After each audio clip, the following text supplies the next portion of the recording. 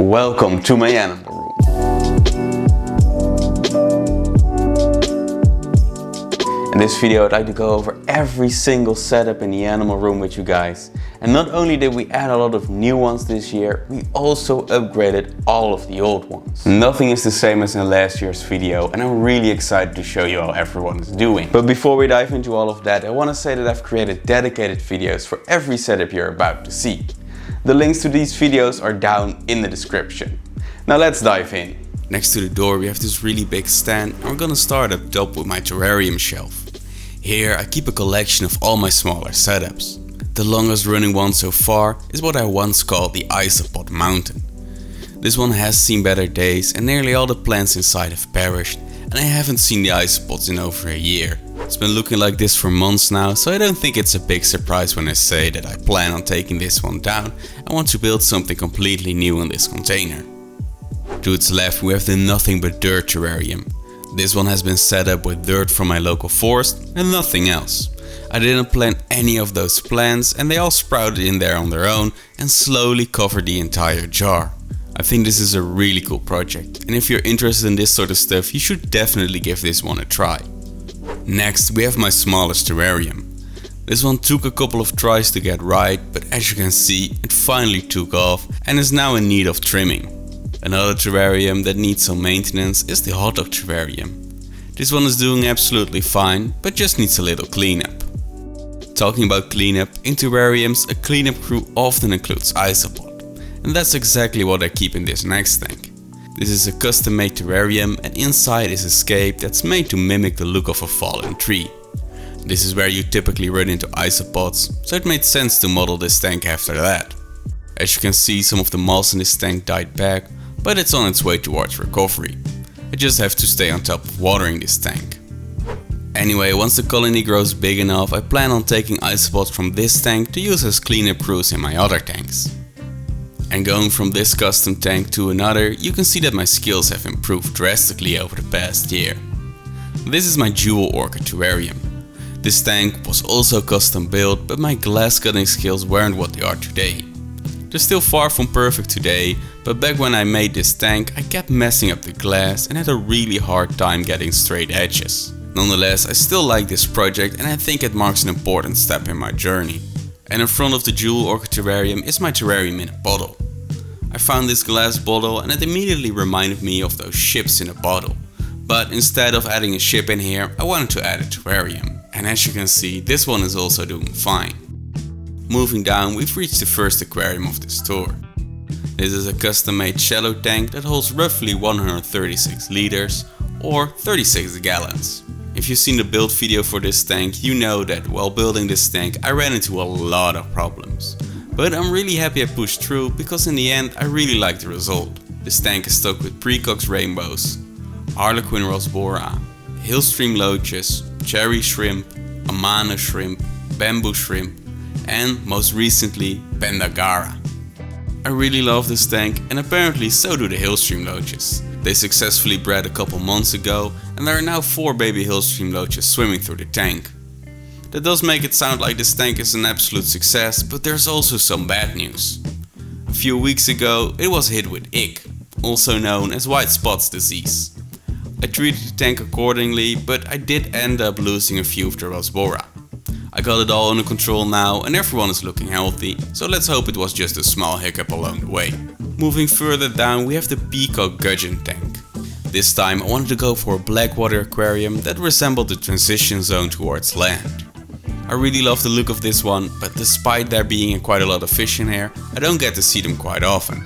The Ember Tetras are the ones that most surprised me. I had no idea they would be this shy and I think they may gain confidence in a bigger school.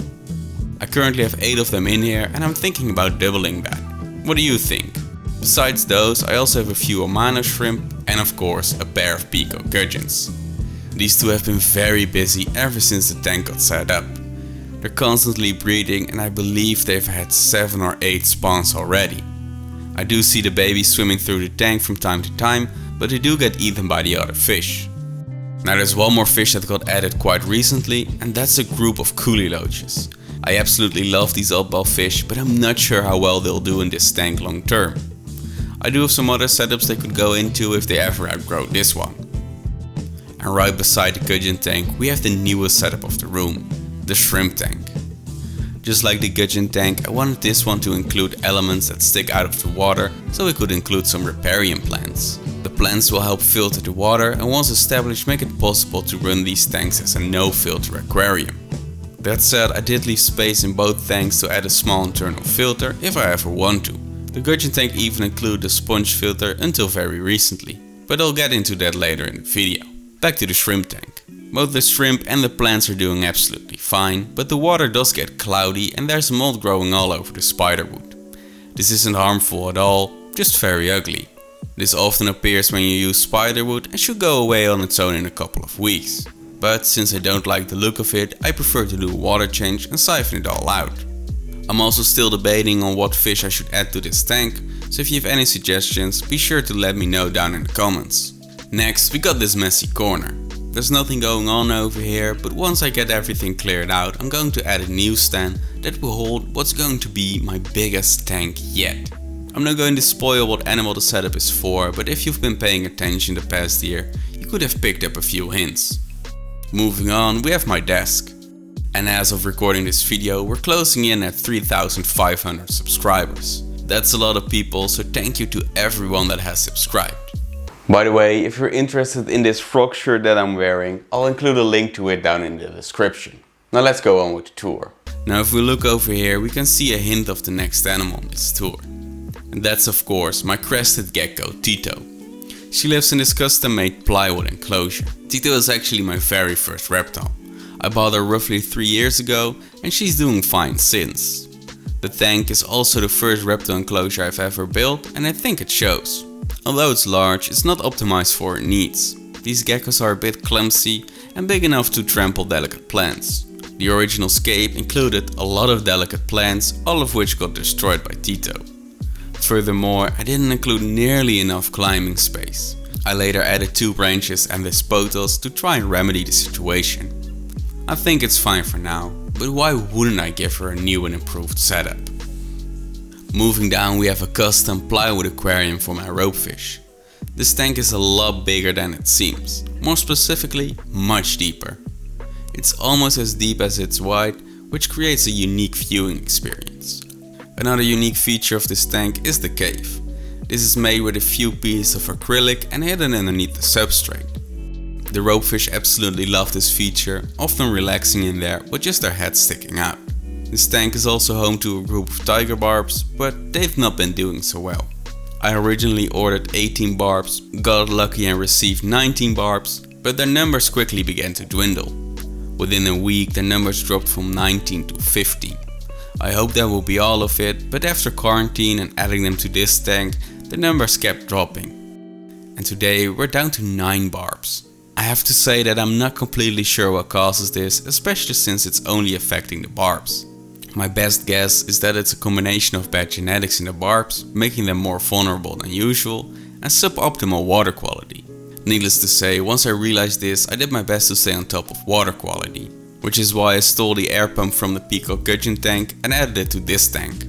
Now besides the barbs and the ropefish, there's also some gold laser corridors in here, and I'm also growing out some other fish in the river tank that I think will look really cool in here.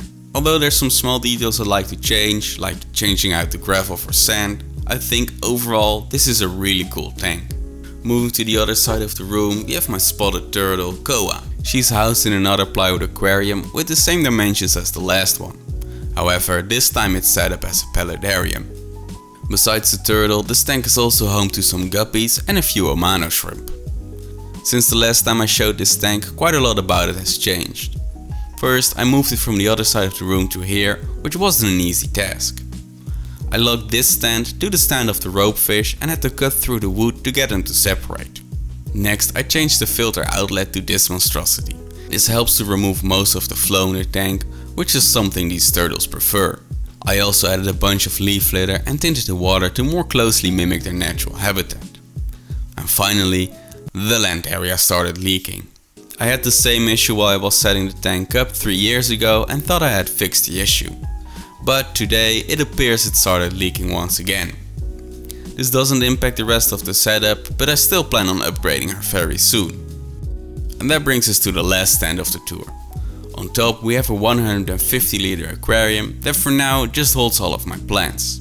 I have projects in mind for all of these plants, and once I get them out of here, I'm planning on turning this thing back into an aquarium. Moving down, we've arrived at the final tank of the tour, my fire-bellied toad paludarium. I absolutely love this tank. This is a custom-made tank that includes a waterfall. I really love this feature, but it appears that toads love it even more. They can often be seen sitting in the stream, keeping an eye on their territory. And they share this territory with a group of zebra danios, yellow sakura shrimp, a mano shrimp, and a couple of snails. Feeding this tank is also always a blast. I love seeing these frogs eat, and if I'm feeding fruit flies, the zebra danios get to eat the ones that fall in the water. This tank also made me realize my skills have improved significantly, and that's the reason I want to redo some of the others. And there you go, an updated look at the animal room. I've had a lot of fun this year, and I can't wait to see what the animal room looks like a year from now. Let me know down in the comment which tank was your favorite and what you'd like to see me at in the coming year. Thanks for watching, and until next time.